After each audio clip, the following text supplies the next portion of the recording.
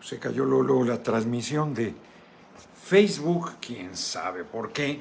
¿Cómo están? 6 de la tarde en punto. GF Norona oficial en YouTube y Fernández Norona en Facebook. Ya entraron dos, ya entró uno, ya estamos listos, César Reyes y Vic, y acá Héctor Ramírez. ¿Cómo están? Muy buenas tardes. Estoy, como pueden ver, en Pueblo Quieto. Por fin llovió, cabrón. O sea, ha sido una sequía terrible. Está la naturaleza manifestando el deterioro, el saqueo que se ha hecho de la naturaleza irracional. Aquí en esta zona este es un problema mundial, es un problema del sistema económico que vivimos, a mí me parece. Yo lo he dicho aquí, Marx decía que el capitalismo ataca sus dos fuentes de riqueza, el ser humano y la naturaleza. Aquí la devastación de la montaña. Fíjense, platicando con mi hermanito Jaime Humberto Pérez Bernabe, me dijo una cosa que me dejó frío. Me dijo, el río Tecolutla, creo que sí se llama, que es un río que pasa a un lado de su pueblo, Gutiérrez Zamora, es un río maravilloso, ancho, profundo. Dice, 10 años se va a morir. Los ríos se mueren, los cuerpos de agua se mueren. Bueno, el lago, lo que era el lago de Tenochtitlan, de la Gran Tenochtitlan o Tenochtitlan, pues lo desecaron. El lago de Texcoco casi desapareció, queda un pedacito ahí del Nabor Carrillo, y es un espacio donde querían construir el aeropuerto en el lago de Texcoco. Es un espacio de vaso regulador. Venga, Mino, ¿cómo andamos? Muy bien. Muchas gracias, como siempre, por tu cooperación. Entonces, aquí baja un río, y entonces le dije yo, y en época de lluvia se vuelve a... Me dijo, ese río está muerto. Ese es el, ¿cómo le llama? El escurrimiento del tiempo de lluvias. Y tiene razón, la mayor parte del año está seco. Noé García, cualquier puesto, cualquier gabinete le queda chico al gigante de San Lázaro. Saludo general, muchas gracias. Gracias por el comentario, gracias por la cooperación. Entonces, es cierto, hay una cosa muy grave, el problema del agua es muy fuerte, la crisis hídrica, como se le llama, es muy, muy seria. Y además pasan los fenómenos de lo que está sucediendo en Monterrey con el ciclón, lo que era el río, que ya murió, pero pues, cada 20 años o algo así vuelve el escurrimiento, que no es cualquier escurrimiento, es el río otra vez, se vuelve a secar pasado el tiempo, pero por ahí se hacen los grandes, se ha llevado obras que han realizado sobre el lecho del río, seco, muerto. Entonces nosotros no debemos perder más cuerpos de agua y debemos ir avanzando en generar la recuperación del medio ambiente. Esto me decía, por ejemplo, en el caso Marcos Ruelas, yo lo quiero ver el secretario de Gobernación, le aseguro que casi todos los que estamos en Estados Unidos piensan así, vive el mero Fernández Noroña. Ahorita vamos a hablar del tema. Dice él, el Tecolutla está porque están sacando toda la piedra del río. Las empresas constructoras están depredando y entonces genera un daño brutal que acaba desecando los cuerpos de agua.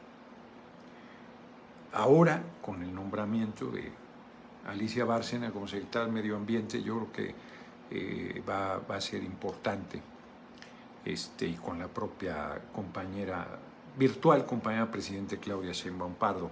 Pero Marco Ruelas se me puede decir que es la mera vena gruesa.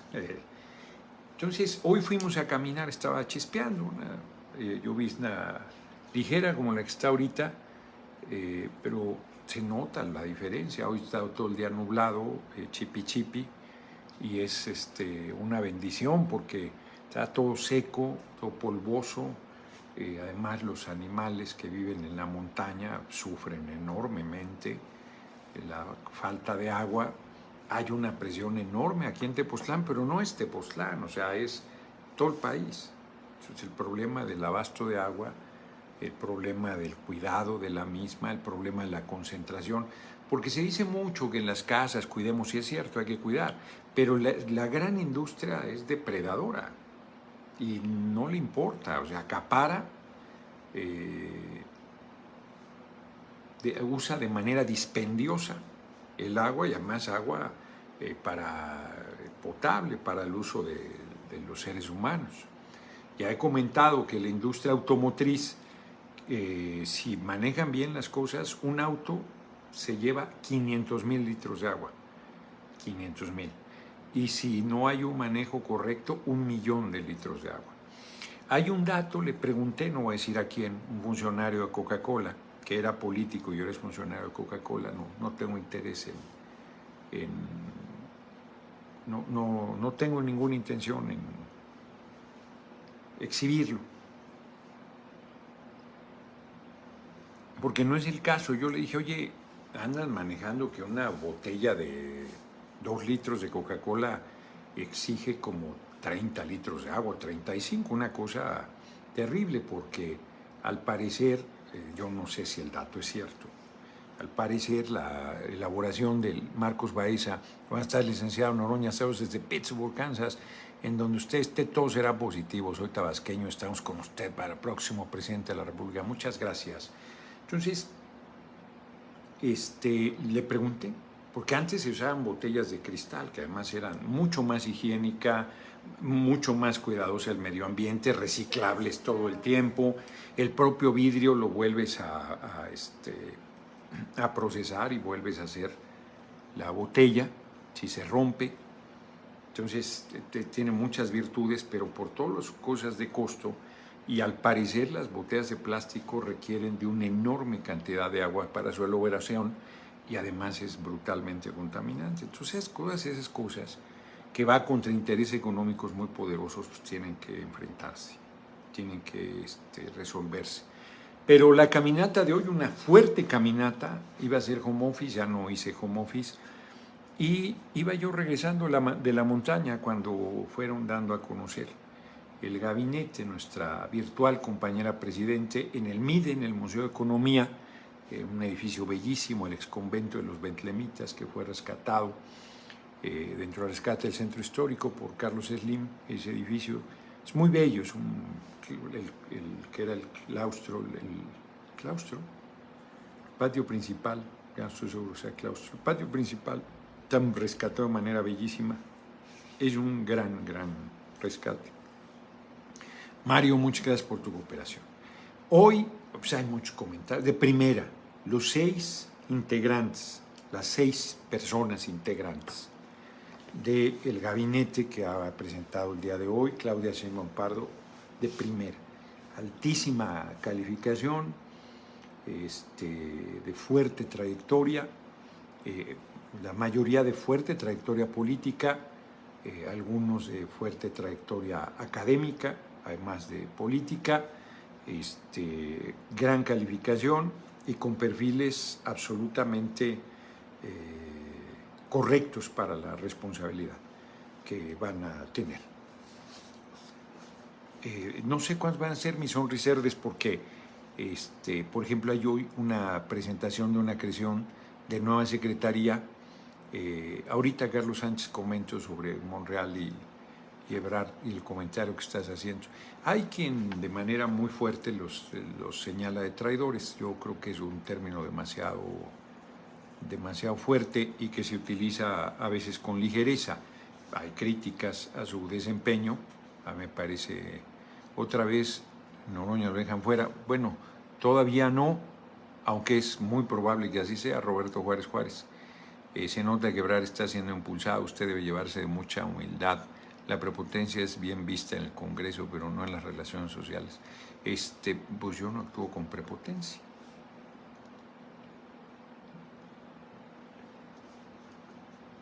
Bueno, ahorita comento las críticas que hay. Sí, muchas gracias. Rosaura Ruiz,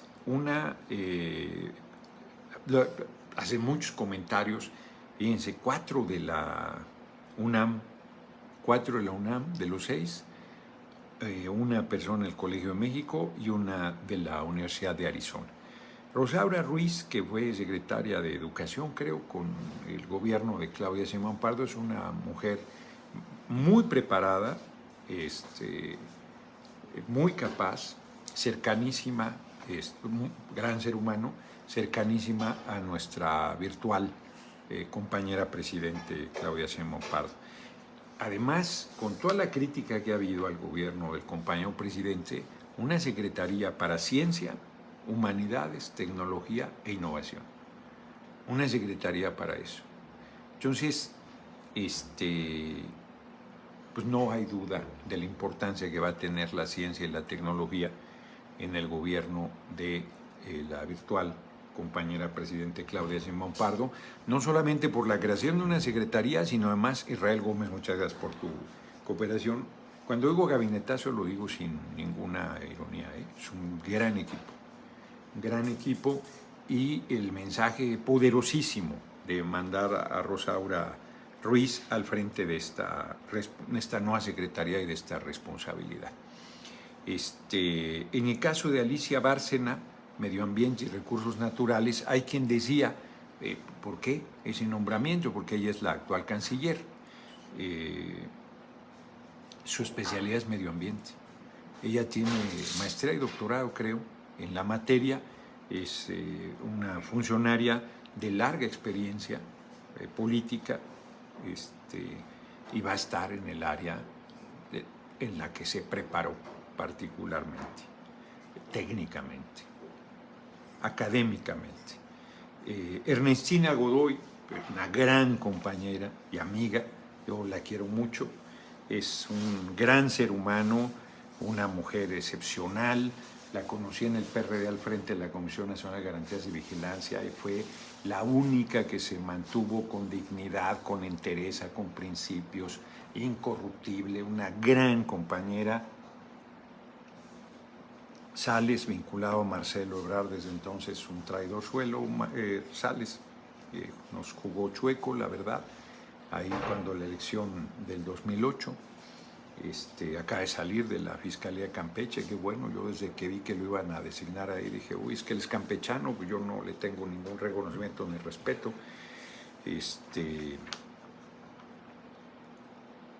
Ernestina Godoy, consejera jurídica, es un área importantísima del gobierno, importantísima, por ahí pasan pues todas las iniciativas, todas las impugnaciones, toda la parte jurídica, que es fundamental. Entonces, una gran designación. Ella debería ser fiscal. La derecha le cobró el haber desnudado al cártel inmobiliario y haber procedido ahora sí que, como les gusta decir, sin que le temblara la mano. Por un voto o dos no logró, porque se está mayoría calificada y la elección intermedia fue muy difícil por el paso de la pandemia. Hoy estamos en una condición de fuerza absoluta y a pesar de que quisieron hacerle un daño, pues le hicieron un bien mayor, porque hoy sería fiscal y es senadora de la República. Gran noticia para Karen Castrejón, que se veía venir, porque era evidente que Ernestina Godoy iba a ser invitada al gabinete. Karen Castrejón, la dirigente del Verde, diputada federal, va a ser senadora de la República a partir del 1 de octubre. Las 3 mujeres presentadas hoy. Los hombres, Juan Ramón de la Fuente, ex rector de la UNAM, ex secretario de Salud con Ernesto Zedillo, ex embajador de México en la ONU en el gobierno del compañero presidente López Obrador, un hombre de una trayectoria académica muy fuerte. De hecho, renunció a la Secretaría de Salud para irse de rector de la UNAM. Pasó por un periodo muy duro por el fallecimiento de su esposa, y luego ya se volvió a reincorporar a la actividad política y fue embajador de México en la ONU. Encabezó los diálogos por la transformación, hizo un trabajo espléndido, integró a un equipo de especialistas de primerísimo nivel, escuchó, hubo gente que no se enteró, a mí se me acerca gente con propuestas, con iniciativas, y yo les digo, pues es diálogos por la transformación del espacio. Oyeron a todo mundo, se presentaron en todas las áreas, todo tipo de propuestas. Un compañero de primerísima, destacado, comprometido, de la confianza además, seguro conoce la compañera, virtual compañera presidente, muchos años, ella fue investigadora de la UNAM toda su vida, entonces seguro trató también desde mucho antes a Juan Ramón de la Fuente, entonces va a ser un gran secretario de Relaciones Exteriores. Julio Verdeguer yo no lo conocía, es un hombre, va a la Secretaría de Agricultura y Desarrollo Rural, es un hombre también con un currículum impresionante para el área. Él fue subdirector de la FAO, una organización multinacional especialista en desarrollo agrícola y de cuestiones de alimentación también, o sea, como un tipo de Naciones Unidas. La FAO es una organización de esa naturaleza, especialista en el tema. Él es el que se formó en la Universidad de Arizona, un perfil, Lidia G. Hernández, un perfil ni mandado a hacer para la responsabilidad, ¿no? Él no ha tenido cargos en gobiernos de la República, pero ha tenido la FAO, que es muy importante. ¿Cuál es exactamente la FAO, su significado? ¿Qué es Es una organización muy importante en la materia. Bueno, hay muchos comentarios críticos al compañero Marcelo Ebrard y por eso lo dejé para el final, que fue quien habló a nombre de los 6. David Pineda, el vocero oficial. Organización de las Naciones Unidas para la Agricultura y la Alimentación. Exacto. La FAO es la Organización para las Naciones Unidas para la Agricultura y la Alimentación. Fíjense. David Pineda, el vocero oficial, pregunta, diputado, ¿qué debemos con B grande hacer? Bueno, muchas gracias. Hacer para que no siga detenido el río Mixteco, ya que ha muerto mucho ganado, ya se habló en Conagua y no se soluciona. Pues mándanos los datos ahí con Mónica al 55 45 01 19 45. Marcelo Ebrard, a ver, Marcelo Ebrard es un hombre de una experiencia y una capacidad impresionante. Es un gran funcionario político, desde muy joven fue secretario de gobierno del entonces Departamento del Distrito Federal con Manuel Camacho, en la época del gobierno de Carlos Salinas de Gortari. Ha sido diputado federal, fue diputado con el Verde, creo. Fue con el compañero, estuvo en el PRD, fue jefe de gobierno. Previamente con el hoy compañero presidente, cuando era jefe de gobierno, fue jefe de policía, luego secretario de Desarrollo Social, muchas gracias. En 2015 iba a ser diputado por Movimiento Ciudadano y lo persiguió Peña, regresó a la actividad política. El compañero presidente lo invitó como subsecretario de Relaciones Exteriores y pues, la capacidad de Marcelo es muy grande, muy fuerte, hizo un espléndido trabajo como canciller y entonces quien iba a la Cancillería, Héctor Vasconcelos, fue al Senado a presidir la Comisión de Relaciones Exteriores y Marcelo Ebrard se quedó al frente de la Secretaría de Relaciones Exteriores haciendo un papel destacadísimo. No se le puede regatear ni discutir nadie. Participó junto con los 6 compañeros que buscamos la candidatura, la Coordinación Nacional de los Comités de Defensa de la Cuarta Transformación, y durante el proceso, ya muy cerca del final, cuestionó el proceso, cuestionó muchas cosas. Yo pensé que iba a romper, lo planteé que estaba perfilándose su ruptura, que no iba a reconocer el resultado.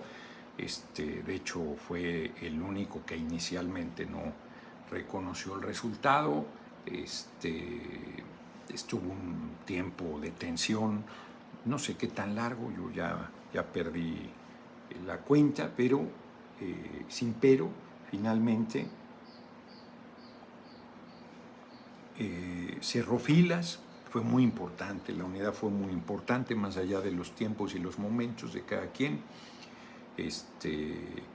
La crisis se pudo superar porque al inicio, pues 4 de los 6 reconocimos el resultado. Manuel Velasco y un servidor sin regateo. Yo di el primer paso, decir, iba a darse una rueda de prensa, solo Mario Delgado para dar a conocer el resultado. Y dije yo, no, lo acompañamos.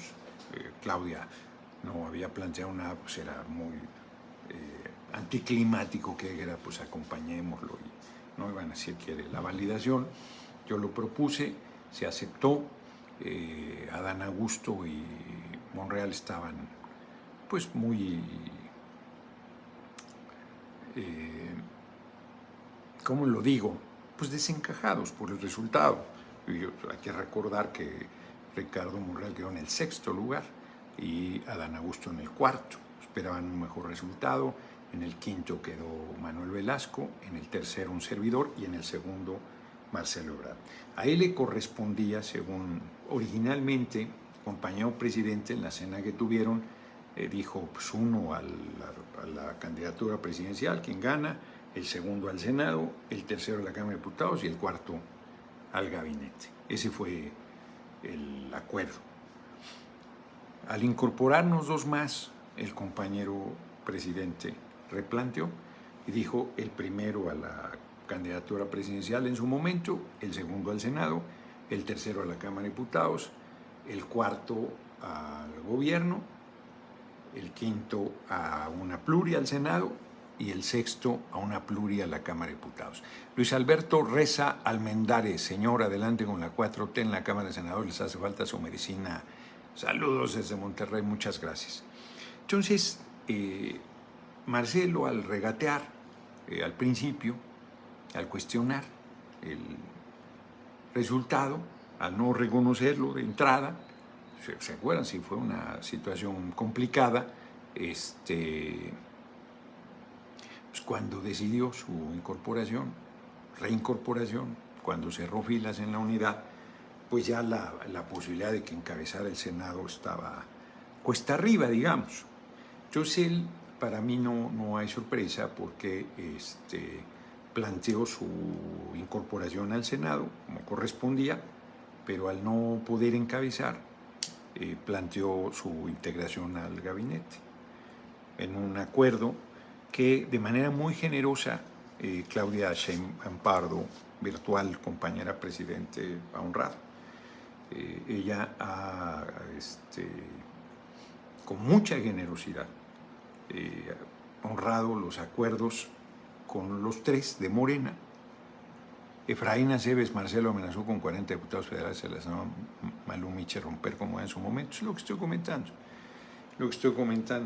Entonces, honró el acuerdo con Marcelo. Monreal quedó en el 6º lugar y le tocaba la pluria en la Cámara, pero le entregan la coordinación. David Pineda, el vocero oficial, muy amable, señor diputado, ojalá y puedan ayudarnos, ya que el reo Mixteco lo soltaron mientras las elecciones, pero nuevamente lo han detenido. Reitero, mándanos la información para ver el asunto, buscar al actual titular de Medio Ambiente y luego ya que lo retome Alicia Bárcena. Entonces,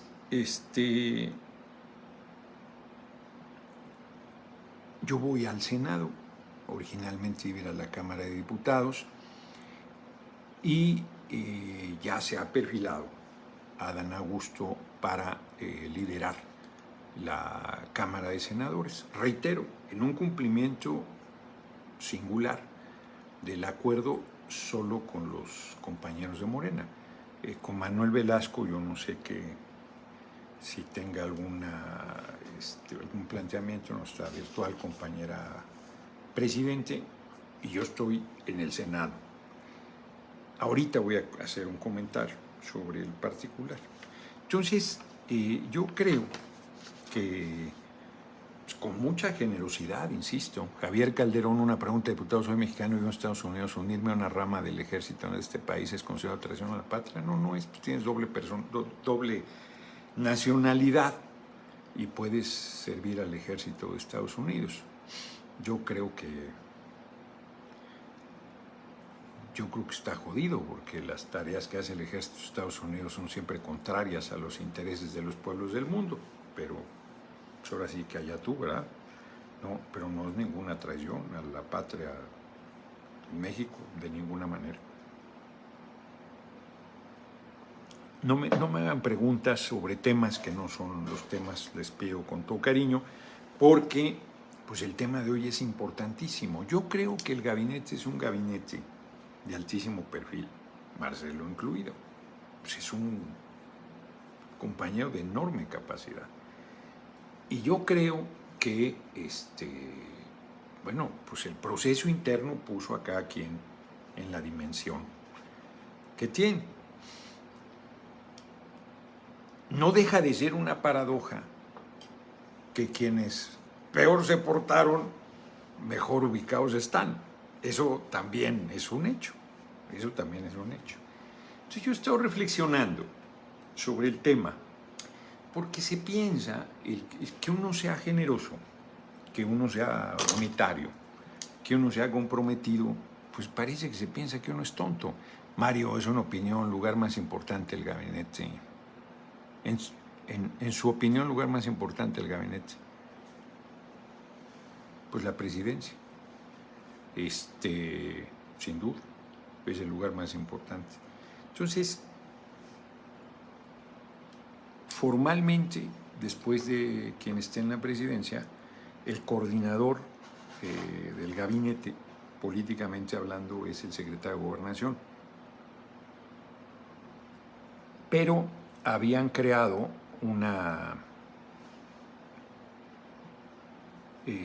lo creó Salinas cuando no podía Josep María Córdoba Montoya, que era su alter ego, como era francés, no podía integrarlo al gabinete, creó la oficina de la presidencia.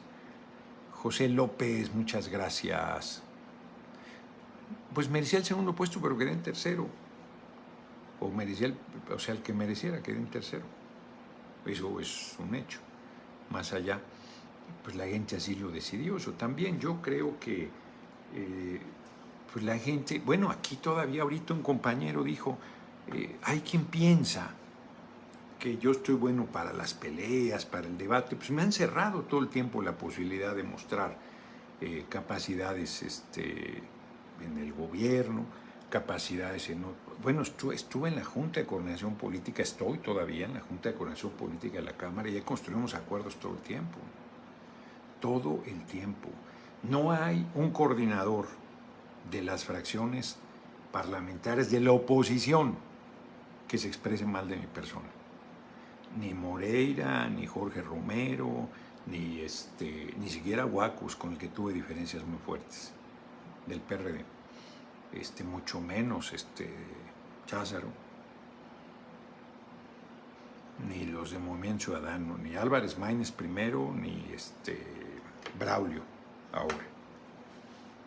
O sea, todo el tiempo va a haber debates muy duros, pero a la hora de construir acuerdos, de poner por encima el interés general y todo eso, yo he sido... Bueno, la labor en el Consejo Editorial puede parecer una cosa menor, no lo es. En el Consejo Editorial, yo llegué a la presidencia del Consejo Editorial casi cuando todavía estaba Mario Delgado, y en la pasada legislatura.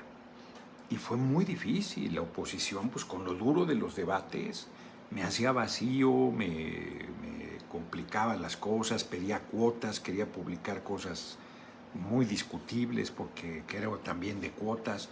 Pues no, es de buenos libros, o sea, no es derecha, izquierda, ¿cuál? O sea, buenos libros, o sea, pues esa es la intención y acabamos con acuerdos de unanimidad, con un respaldo muy fuerte a mi criterio editorial, de todos los integrantes del Consejo Editorial, unánimes las votaciones, unánimes.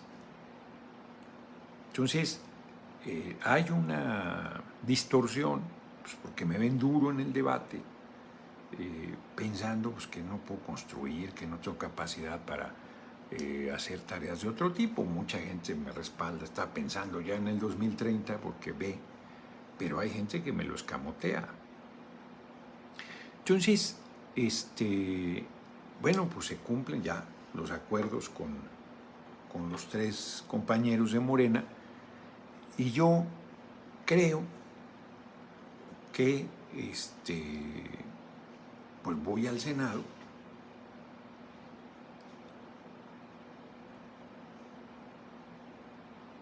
y francamente pienso buscar la coordinación del grupo de Morena a contracorriente. Es probable que me planchen, pero yo digo que si los acuerdos se cumplen,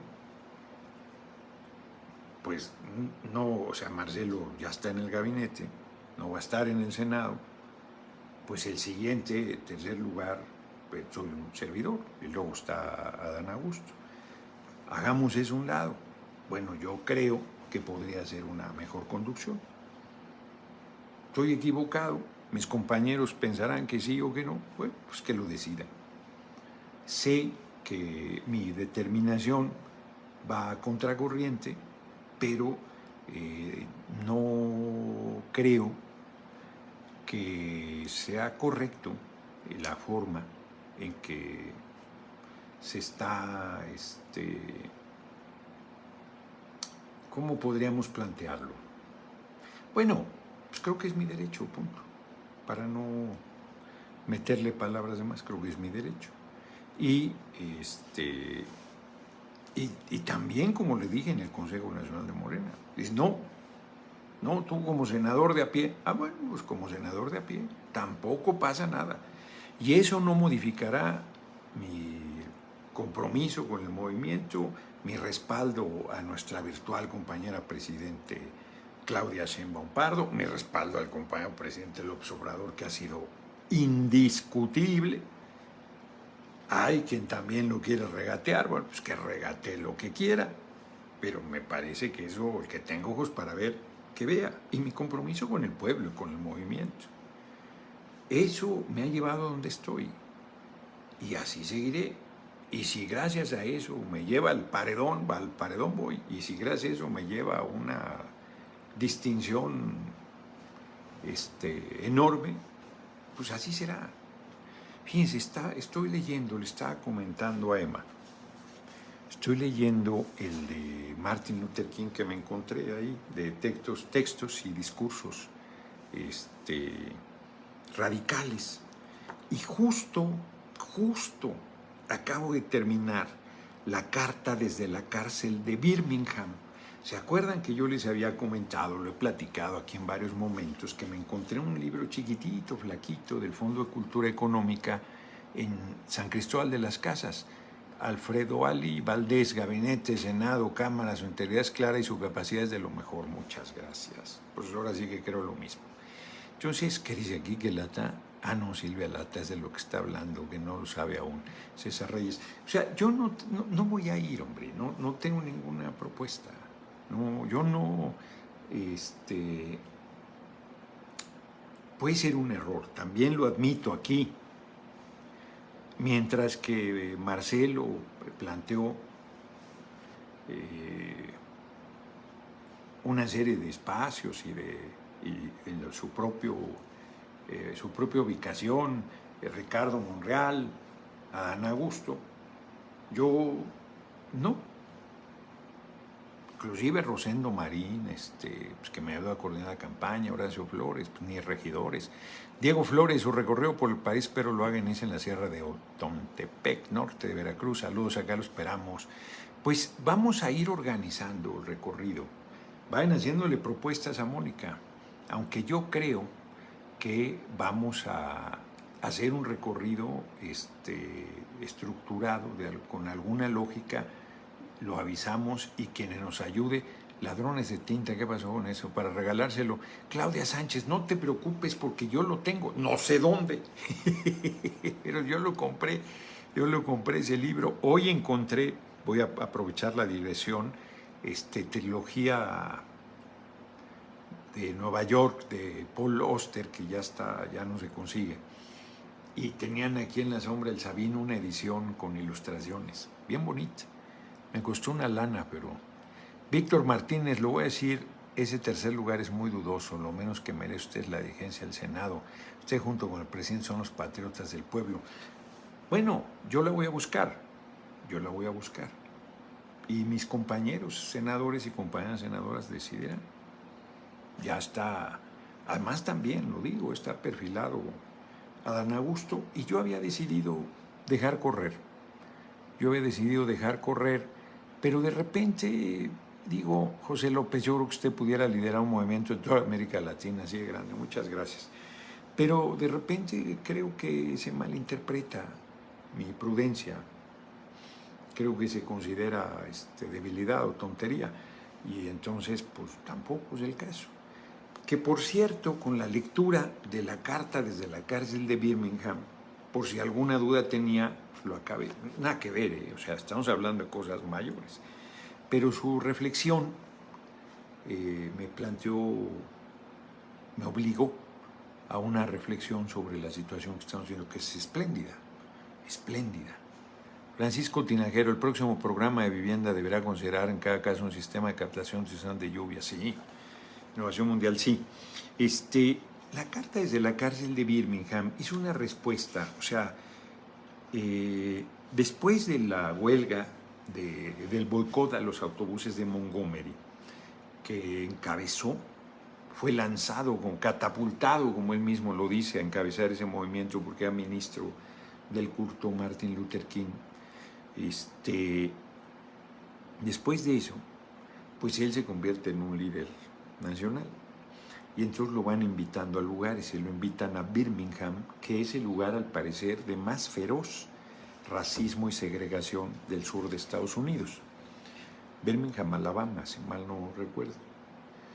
Y dentro de la represión meten a miles de mujeres y hombres y niñas a la cárcel, y a él incluido.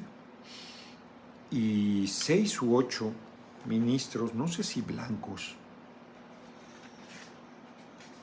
o de todo tipo, 8 clérigos de Alabama, el obispo Carpenter, Joseph Durick, el rabino Hilton Grafman, el obispo Hardin, el obispo Harmon, el reverendo Murray, el reverendo Ramash y el reverendo Stallings, lo critican, lo acusan de la violencia. Y él dice que si se dedicara a responder a todas las críticas que le hacen, pues no tendría tiempo para hacer otra cosa, pero que siendo ellos ministros del culto y pensando que lo hacen de buena fe, considera necesario responderles, porque dicen que es un fuereño, que qué hace ahí en Birmingham, que se vaya a Atlanta, donde está la sede de la organización. Y entonces él dice, contra la llegada de forasteros, explica que la organización en la que participa tiene una estructura en Birmingham y que ellos lo invitaron. Pero además dice, esta frase no tiene desperdicio, pero más básicamente estoy en Birmingham porque la injusticia está aquí. Ande, cabrón. Ustedes que están aquí no han movido un dedo contra la injusticia, el racismo y la brutalidad que vive el pueblo negro. Es lo que le está diciendo solo con esa frase. Dice, soy consciente de la interrelación de todas las comunidades y estados. No puedo quedarme sentado sin hacer nada en Atlanta, sin preocuparme de lo que sucede en Birmingham. Una injusticia en cualquier parte es una amenaza a la justicia en todas partes. Estamos atrapados en una red ineludible de reciprocidad, unidos en una trama única del destino. Cualquier cosa que afecta a uno directamente nos afecta a todos indirectamente. Nunca más podemos permitirnos vivir con la idea estrecha y provinciana del agitador externo. Cualquiera que viva dentro de los Estados Unidos jamás puede ser considerado un extraño en ningún lugar dentro de sus fronteras. Que a mí me la han aplicado diciendo ¿qué hace aquí si es de la Ciudad de México? ¿Qué hace aquí en Quintana Roo? ¿Qué hace aquí en Baja California? ¿Qué hace aquí en Chihuahua? ¿Qué hace aquí en Sonora? ¿No es de aquí? Soy mexicano. Pero además en cualquier lugar donde hay injusticia ahí hay que estar. Y luego plantea que lamenta que expresen preocupación, deploran las manifestaciones y que no expresen una preocupación similar por las condiciones que produjeron las manifestaciones. Les dice, las manifestaciones que están teniendo lugar en Birmingham son desafortunadas, pero aún más desafortunado es que la estructura de poder blanco de la ciudad haya dejado a la comunidad negra sin otra alternativa, y explica cómo buscaron el acuerdo y tal, y cómo fueron tan prudentes. Jesús Juárez, ánimo mi querido futuro presidente de Noroña, usted no se deje, el pueblo está con usted y lo queremos ver en 2030 como presidente. Exacto, inclusive si pierdo la elección interna del Senado, no pasa nada, no pasa nada. No será ni la primera ni la última que pierda. Fíjense, teniendo en cuenta que faltaba muy poco para la elección de la alcaldía de Birmingham, a pesar de que habían esperado tiempo, se habían comprometido los comerciantes a quitar los mensajes racistas, Gregorio Mendoza, el trato segregacionista y discriminatorio, pues no cumplen. Y entonces dice, pues nos esperamos, pasó la elección, y entonces ya no hubo más espera. ¿Por qué la acción directa? ¿Por qué sentadas y marchas? ¿No es la negociación un mejor camino? Y esto se les he platicado.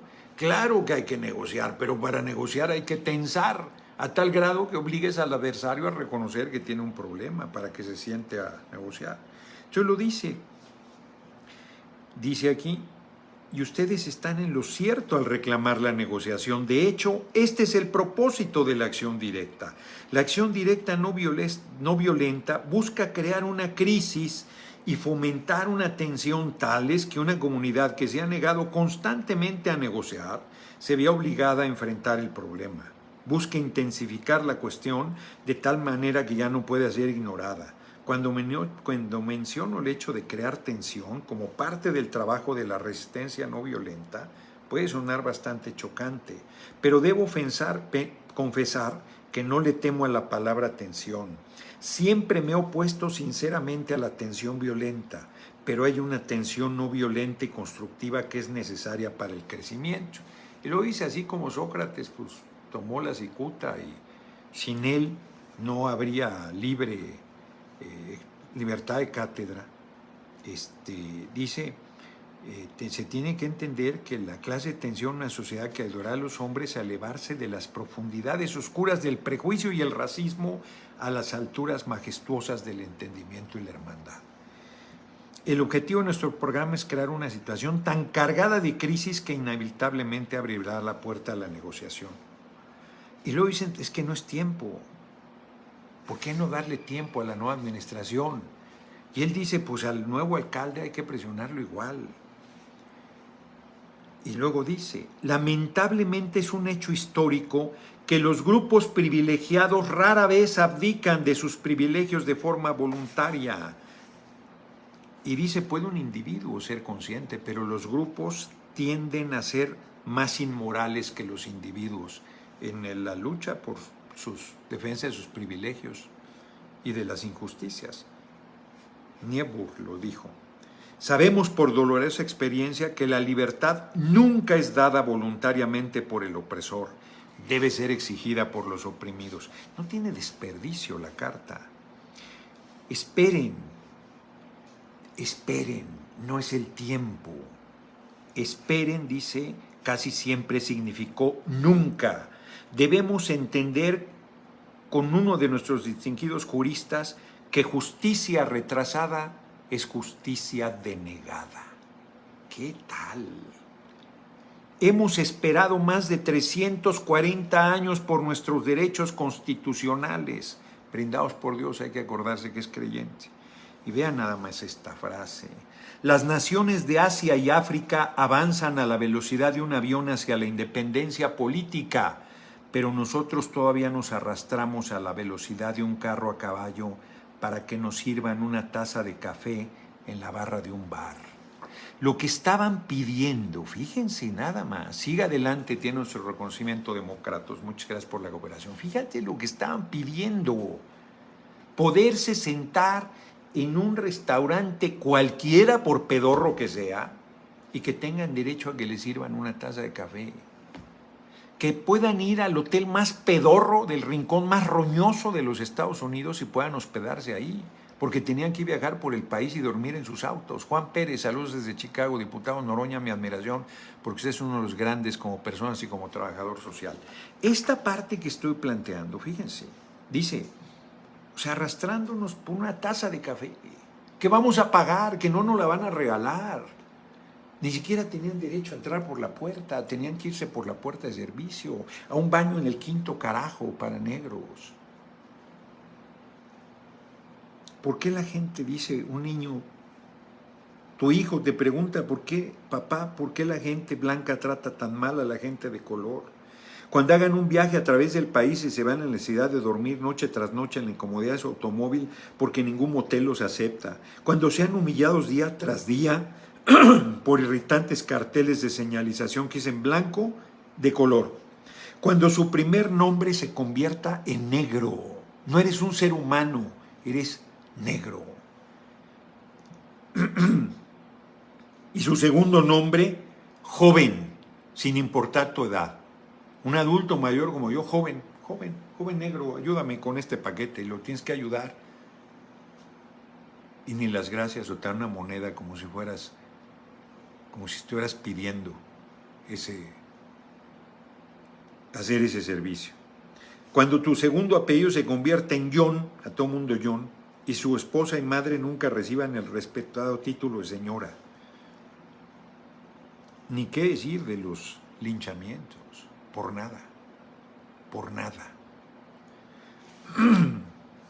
Llega un momento en que la copa de la resistencia rebalsa y los hombres ya no están dispuestos a hundirse en el abismo de la desesperación.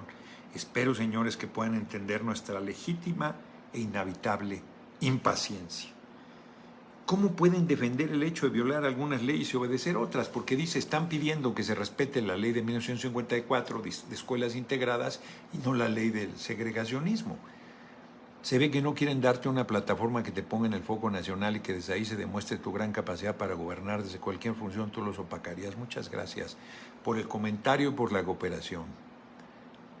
Michimiao, próximo será usted un estratega, continúa despertando la conciencia del pueblo y tendrá su respaldo. Muchas gracias.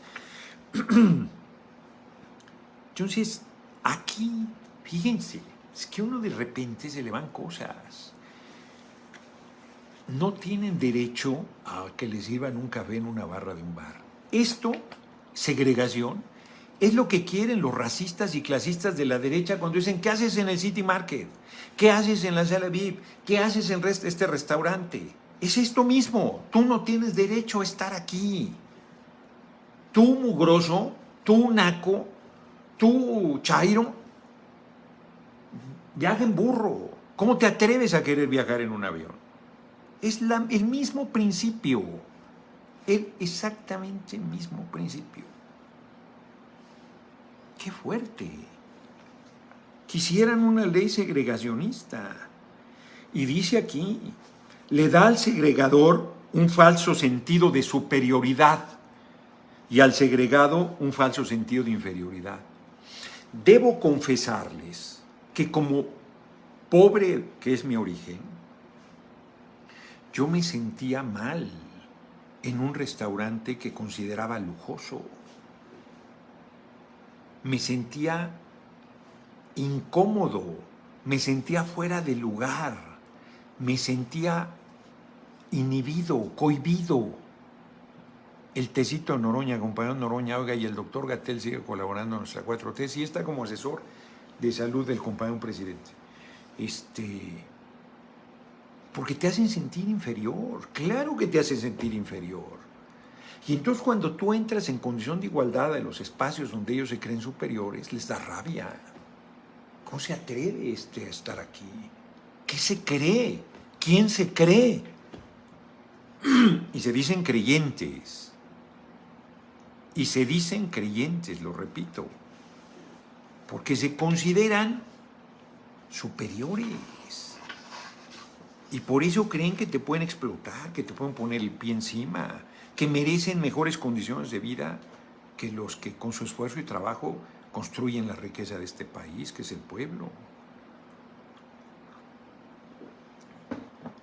Tienen que leer completa la carta desde la cárcel de Birmingham, porque además luego entra a la crítica, bueno, y entre una ley justa y una ley injusta.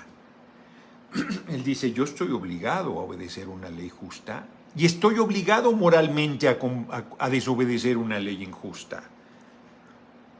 Y dice, por aquí lo plantea, una ley justa es la que busca, bueno, además dice, las leyes surgidas de un proceso democrático. ¿Y cómo pueden decir que las leyes segregacionistas son democráticas, ya no digo justas, si los millones de negros no tienen derecho a votar? No votó uno solo, a pesar de que son mayoría en las poblaciones del sur de Estados Unidos. No tenían derecho al voto. Los consideraban igual, que dicen que ahora que el pueblo no puede votar a los integrantes del Poder Judicial. Igualito. Constituyen la mayoría de la población y ni un solo negro está registrado. Y luego les recuerda que Adolf Hitler lo que hacía era legal y que los luchadores húngaros su lucha por la libertad era ilegal, entre comillas ambas. Y plantea lo justo cuando va a favor de la dignidad del ser humano y lo injusto cuando va en contra, para no hacernos muchas bolas. Y luego hay una crítica a los buena ondita, a los tibios, a los moderados. Dice, casi siempre llegué a la lamentable conclusión de que el mayor obstáculo del negro en su camino hacia la libertad no es el miembro del Consejo de Ciudadanos Blancos, que eran consejos racistas que querían tener a los negros con el pie en el cuello toda la vida. Y lo siguen haciendo. O el Ku Klux Klan, que es brutal. Dice que esos no son los principales obstáculos, porque están abiertamente en contra. No, dice, sino el blanco moderado,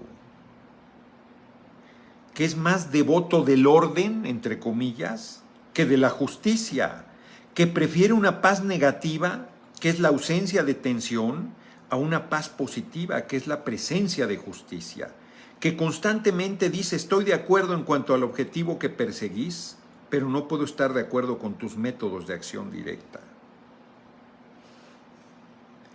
Dice, nos piden esperar el momento más conveniente. Dice aquí, la aceptación tibia es mucho más desconcertante que el rechazo categórico. Tenía la esperanza que el blanco moderado entendiera que la ley y el orden existen con el propósito de establecer la justicia y que cuando fallan en ese propósito se convierten en represas peligrosas estructuradas que bloquean el flujo del progreso social.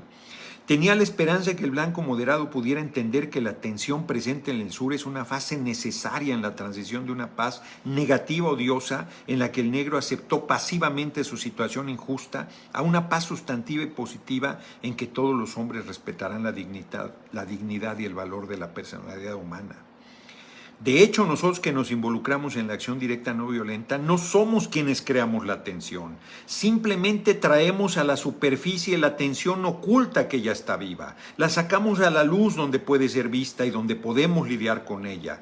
Como un forúnculo que nunca puede curarse mientras esté cubierto, sino que debe abrirse con toda su fealdad y exponerse a las medicinas naturales de la luz y el aire.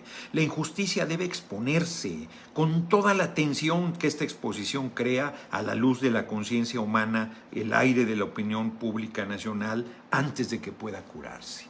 ¡Qué poderosa reflexión! ¡Qué poderosísima! No es correcto instar a un individuo a cesar sus esfuerzos por obtener sus derechos básicos constitucionales, porque su búsqueda puede precipitar la violencia. La sociedad debe proteger a aquellos que son robados y castigados. Y luego hace una crítica a la propia religión. Dice que un cristiano de buena fe le dice, la religión le llevó 2000 años al cristianismo. El tiempo, espera el tiempo. Dice, ¿Cuándo es el mejor tiempo? ¿Cuándo es el mejor momento? Este es el tiempo. Este es el momento porque el tiempo es neutral y pasa y pasa y pasa el tiempo y no se va a resolver nada, solo no se resuelven las cosas, dice el gran Martin Luther King. Eduardo Ramírez, la famosísima polarización, exacto. Dice, no, el tiempo actúa a favor de los que no quieren cambiar el estado de injusticia existente. Dice, tengo cada vez más la impresión de que la gente de mala voluntad ha usado el tiempo mucho más efectivamente que la gente de buena voluntad. Esta generación tendrá que arrepentirse no solo por las palabras y las acciones de odio de la gente mala, sino también por el terrible silencio de la gente buena. ¡Qué fuerte! El progreso humano nunca avanza en las ruedas de lo inevitable, se manifiesta en los esfuerzos incansables de hombres dispuestos a ser colaboradores de Dios, dice, y sin este arduo trabajo el tiempo en sí mismo se convierte en un aliado de las fuerzas del estancamiento social. Hay que recordar que él es un ministro del culto y creyente. Debemos usar del tiempo creativamente, sabiendo que siempre es el momento oportuno para hacer el bien. Fíjense nada más, siempre es el momento oportuno para hacer el bien. Ahora es el momento de hacer realidad la promesa de la democracia y de transformar nuestra elegía nacional pendiente en un salmo creativo de fraternidad. Ahora es el momento de levantar nuestra política nacional de las arenas movedizas de la injusticia racial hacia la sólida roca de la dignidad humana. No, hombre, es un documentazo. ¿Enseñas el libro, por favor? Sí. Martin Luther King, no lo van a conseguir, Textos y discursos radicales, en una edición argentina. Debimos haberlo sacado en el Consejo Editorial. Y luego hay una crítica a la propia religión, porque dice, dice, me acusaron de extremista, me dolió que me acusaran, me decepcionó que me catalogaran de extremista. Ándenles para los que me acusan de extremista y de, ¿cómo le llaman? Peleonero. Lalo Marón 19, muy de acuerdo, diputado, lo correcto es intentar, como dijo Madero, no sería yo hombre sino convocar al pueblo de México a las armas, dijo. Él se fue por la vía violenta. Martin Luther King, todo el tiempo la desobediencia civil no violenta. Aunque al principio me decepcionó que me catalogaran de extremista, a medida que seguí reflexionando sobre el asunto fui ganando cierto grado de satisfacción con la etiqueta. ¿Acaso Jesús no fue un extremista del amor? Ama a tus enemigos, bendice a aquellos que te maldicen, haz el bien a aquellos que te odian, reza por aquellos que te usan con desprecio y te persiguen. ¿Acaso no fue Amos un extremista de la justicia? Dejen que la justicia se deslice como las aguas y que la virtud sea como un arroyo que nunca se detiene. ¿Acaso San Pablo, no fue un extremista del evangelio cristiano? ¿No fue Martín Lutero un extremista? John Bunyan, que no sé quién es, me quedaré en la cárcel hasta el fin de mis días antes de masacrar mi conciencia. Y Abraham Lincoln, esta nación no puede sobrevivir mitad esclava y mitad libre. Y Thomas Jefferson, sostenemos que estas verdades son evidentes por sí mismas, que todos los hombres y mujeres, todo ser humano sería hoy, que todos los seres humanos fueron creados iguales y que tienen el derecho a la vida, a la libertad y a la búsqueda de la felicidad. Eso dice la Declaración de Independencia de Estados Unidos. Te queremos ver como secretario de Gobernación, yo también quisiera.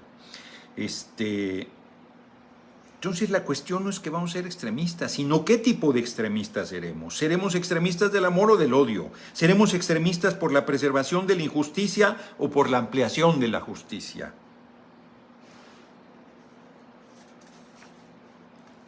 Y hace la crítica a la religión, porque dice que los ministros dijeron que estaban satisfechos de que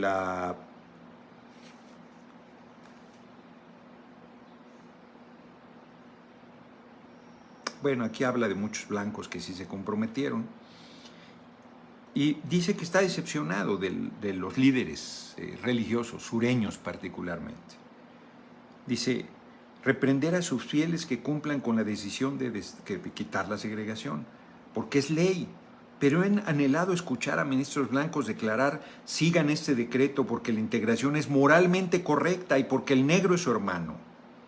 En medio de las flagrantes injusticias infligidas al negro, he visto hombres blancos de la iglesia dar un paso al costado y pronunciar irrelevancias piadosas y trivialidades moralistas. En medio de una potente lucha para liberar a nuestra nación de la injusticia racial y económica, he escuchado a muchos ministros decir esos son problemas sociales que no tienen relación con el evangelio.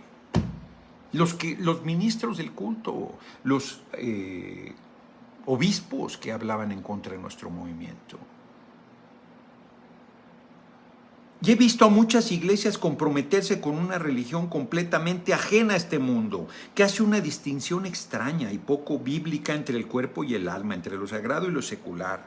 He viajado a lo largo y ancho de Alabama y Mississippi. Bueno, vean esto, es una cosa bárbara lo que dice, bárbara. Es un cuestionamiento a muchos creyentes.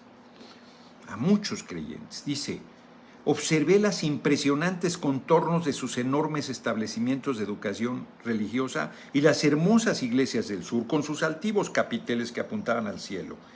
Y una otra vez volví a preguntarme, ¿qué clase de gente acude a rezar aquí? ¿Quién es su Dios?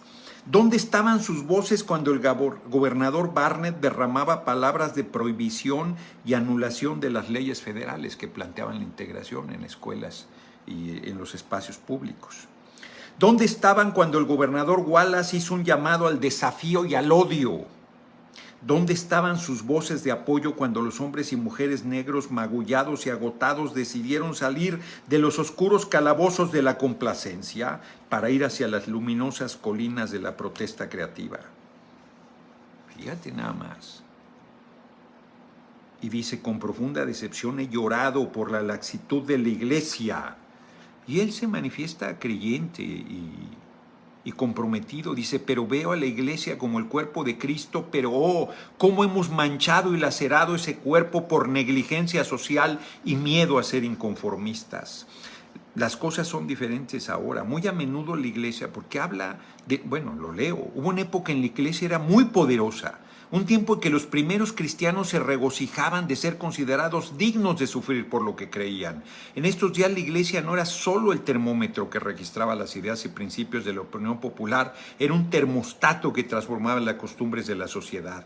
Cada vez que los primeros cristianos entraban en un pueblo, las personas en el poder se molestaban e inmediatamente buscaban acusar a los cristianos de ser perturbadores de la paz, agitadores externos. Pero los cristianos insistieron con la convicción de que era una colonia del cielo. Llamaban a obedecer a Dios antes que al hombre. Pequeños en número, eran grandes en compromiso. Estaban demasiado embriagados de Dios para dejarse intimidar astronómicamente. Con su esfuerzo y su ejemplo, pusieron fin a males tan antiguos como el infanticidio y los combates de gladiadores. Las cosas son diferentes ahora. Muy a menudo la iglesia contemporánea es una voz débil e ineficaz, con un sonido incierto. A menudo es una acérrima defensora del statu quo, del estado de cosas existente, como sigue vigente esa crítica. Lejos de molestarse por la presencia de la iglesia, las estructuras de poder de la comunidad promedio se conforman con su silenciosa y a menudo también explícita aceptación de las cosas tal como son. Pero el juicio de Dios cae sobre la iglesia como nunca antes. Si la iglesia de hoy no recupera el sacrificio espiritual de la iglesia primitiva, perderá su autenticidad, renunciará a la lealtad de millones y será descartada como un club social irrelevante sin significado para el siglo XX. Todos los días me encuentro con jóvenes cuya decepción respecto de la iglesia se ha convertido en auténtica repugnancia. Fíjense qué fuerte. Dice, quizá volví a ser demasiado optimista. La religión organizada está inextricablemente ligada al statu quo, al estado de cosas, como para salvar nuestra nación y el mundo. Quizás deba orientar mi fe hacia una iglesia de un mundo espiritual interior, una iglesia dentro de la iglesia. Es una reflexión sobre el tema. Y dice, algunas almas nobles de las filas de la religión organizada se hayan liberado de las cadenas paralizantes de la conformidad y se hayan unido a nosotros como socios activos de la lucha por la libertad. Han abandonado sus congregaciones seguras y caminando en las calles de Albany y Georgia. Compromiso que han tenido, ¿no? Actuaron con la fe de que la verdad, aún derrotada, es más fuerte que el mal triunfante. Su testimonio fue la sal espiritual que preservó el verdadero sentido del Evangelio en estos tiempos difíciles. Han cavado un túnel de esperanza a través de la oscura montaña de la decepción. Está cabroncísimo.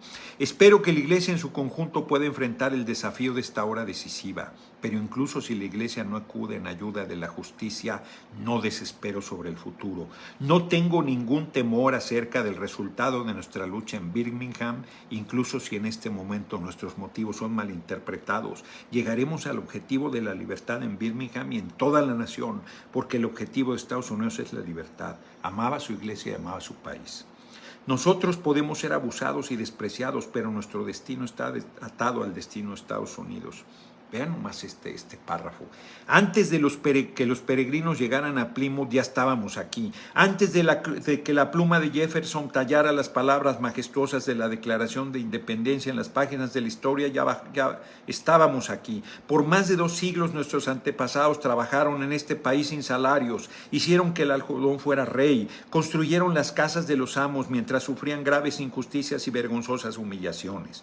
Y sin embargo, con una vitalidad sin límites continuaron creciendo y desarrollándose. Si las crueldades inexpresables de la esclavitud no pudieron detenernos, la oposición que enfrentamos ahora seguramente fracasará. Ganaremos nuestra libertad, porque la herencia sagrada de nuestra nación y la voluntad eterna de Dios se hacen cuerpo en nuestras demandas. Está cabrón. Y cierra con los ministros hacen un reconocimiento a la policía de Birmingham por haber guardado el orden. Ya nos pasamos 6 minutos, me disculpo. Ya no voy a leer las efemérides. Antes de terminar, me siento obligado a mencionar otro punto. Elogio calurosamente a la policía de Birmingham por mantener el orden y prevenir la violencia. Dudo que hubieran elogiado tan calurosamente a la fuerza policial si hubieran visto a sus perros hundir sus dientes en las carnes de negros no violentos y sin armas. Dudo que hubieran elogiado tan calurosamente a los policías si hubieran observado su horrible e inhumano trato hacia los negros aquí en la cárcel de la ciudad, si los vieran empujar y maldecir a las ancianas negras y a las jóvenes negras, si los vieran abofetear y patear a los ancianos negros y a los jóvenes negros, si los observaran como hicieron en 2 ocasiones, negándose a darnos comida porque queríamos cantar un salmo juntos. No puedo unirme a sus elogios al Departamento de Policía de Birmingham. Y cierra muy fuerte. Dice aquí: me hubiese gustado que hubieran elogiado a los negros que hicieron sentadas, a los manifestantes de Birmingham por su coraje sublime, su predisposición a sufrir y su increíble disciplina en medio de una gran provocación. Un día el sur reconocerá a sus verdaderos héroes. Serán los James Meredith, con el noble sentido del propósito que les permite enfrentarse a turbas hostiles y burlonas y con la soledad atroz que caracteriza la vida del pionero. Serán las viejas mujeres negras, oprimidas y golpeadas, simbolizadas en una mujer de 72 años de Montgomery, Alabama, que se alzó con un gran sentido de la dignidad y decidió junto a su gente no viajar más en los autobuses segregados, y que respondió con una profundidad agramatical cuando alguien le preguntó sobre su agotamiento: mis pies están cansados, pero mi alma descansa.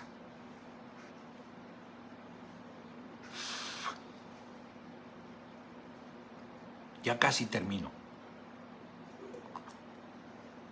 Serán los jóvenes estudiantes secundarios y universitarios, los jóvenes ministros del Evangelio y sus mayores, sentándose valientemente y sin ejercer violencia en las barras de los restaurantes y yendo a la cárcel por su conciencia. Algún día el sur sabrá que cuando estos hijos desheredados de Dios se sentaron en las barras de los restaurantes, en realidad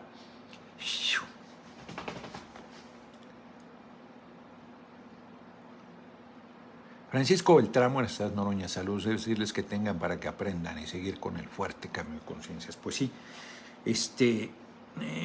ya me perdí.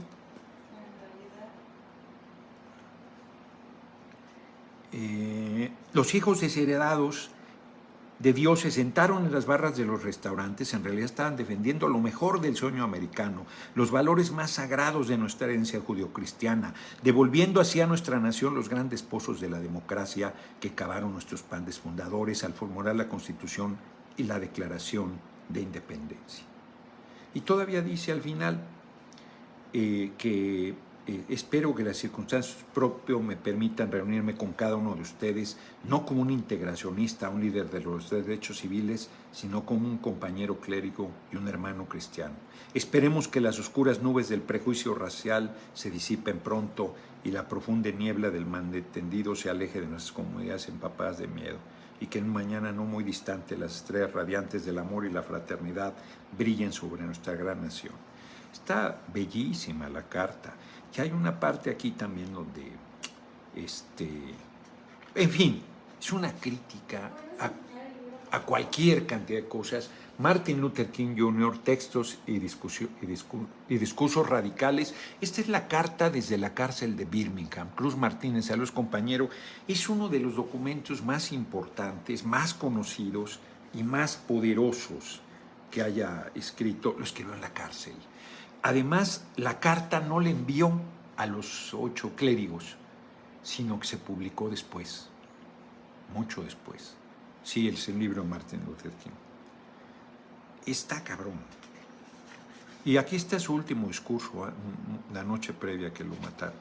Pues estoy en ello, ya casi lo termino. Me tardé un poco, me disculpo, pero creo que era importante.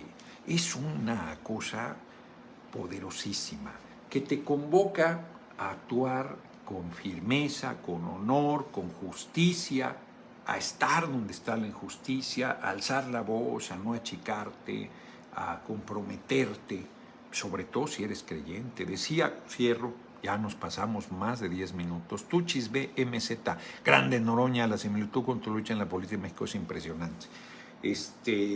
Yo creo, decía Martin Luther King, ya saben que yo soy ateo, y decía Martin Luther King que todo creyente tiene la obligación moral de combatir la injusticia. Yo sostengo que todo ser humano tenemos la obligación moral de combatir la injusticia. Antón Fábila, compositor de la hora del pueblo, así es, y la ciudad también. No creo que Claudio lo deje sin silla al final de la música, y menos cuando el concierto La Patria apenas comience. Exacto, su voz tiene un lugar bien ganado. Líder, tengo una extraordinaria relación con mi compañera presidente Claudia Sheinbaum Pardo, tengo su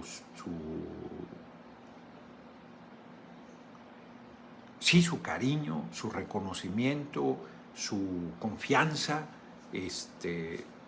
con todo cuenta conmigo. Yo la quiero, la respeto, la apoyo y la seguiré apoyando. Y ya veremos qué pasa. Es un primer saque de ella, va a ir nombrando a su gabinete de primera, los 6 que hubo presentado de primera. Nos vemos mañana, ya nos pasamos casi 13 minutos, pero hoy se entiende, hoy ni reclamó Emma.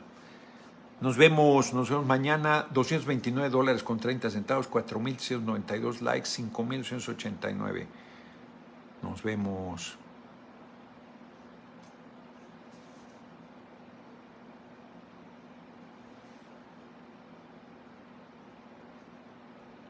No quiere decir cuántos entraron. Está dando vuelta y vuelta y no dice cuántos entraron. Bueno, a ver si algún día lo dice.